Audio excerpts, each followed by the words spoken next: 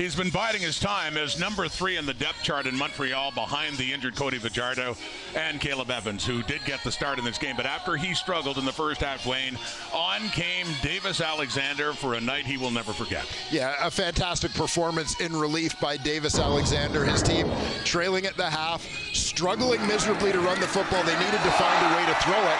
Davis Alexander did exactly that, coming off the bench on a heater, completes his first 12 passes, leads his team to points, 2 touchdowns to Reggie White, and a field goal. 17 points on his first 3 possessions offensively. Just a fantastic performance for Davis Alexander. Great poise, had the confidence of his teammates. He absolutely delivered for his squad. Look at those numbers off the bench to start the second half. 15 of 18, 178. 2 touchdowns, no picks, and yes, those 2 touchdowns, as you alluded to Reggie White, who's been through a lot as well, and here he is now with Kenzie Lalonde. Well, Reggie, one of the most exciting games yet here. Fans on the edge of their seat from start to finish. From your perspective, how do you sum up this win? Hard-fought victory. We stuck together as a team. You know, we didn't have a great first half, so we came in the second half.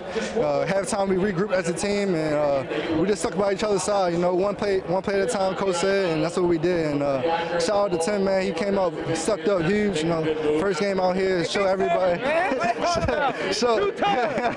He showed everybody who he is, and I'm finally glad he got a chance to show the world what type of player he is.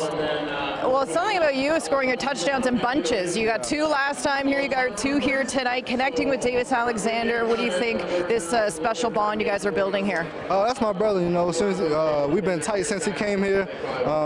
You know, like I said, he waited his turn, and I just wanted to be there for him, everybody. So I'm glad we came out with the victory. Shout out to the defense, shout out to the fans, everybody.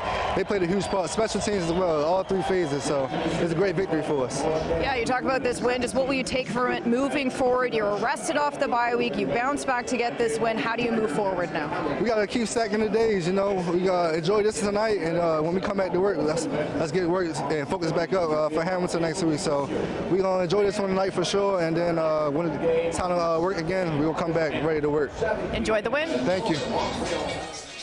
Well, really a tale of 2 halves. I mean, that was 17 unanswered points for the Alouettes in that second half. It was 16-3 Saskatchewan, Dwayne, in the first half. And another rather unlikely tale. What a great story for the Riders early on. That was running back Frankie Hickson. Yeah, Hickson was what Davis Alexander was to the second half. Frankie Hickson was that to the first half, filling in for a banged-up A.J. Ouellette.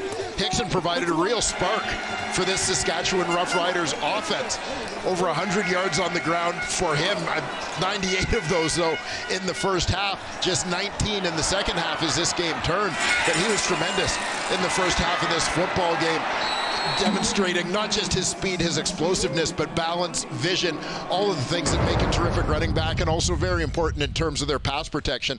I think Frankie Hickson has created a good kind of problem for the Saskatchewan Roughriders with his performance. Yeah, so they fall to 5-2. BC Lions also with a 5-2 record in the West, and their next game is at home against the Edmonton Elks. Now, as for the Montreal Alouettes, well, they're back in the win column after that long losing streak of 1, and he is back on top alone in the CFL standings at 6-1. The game ball to quarterback Davis Alexander.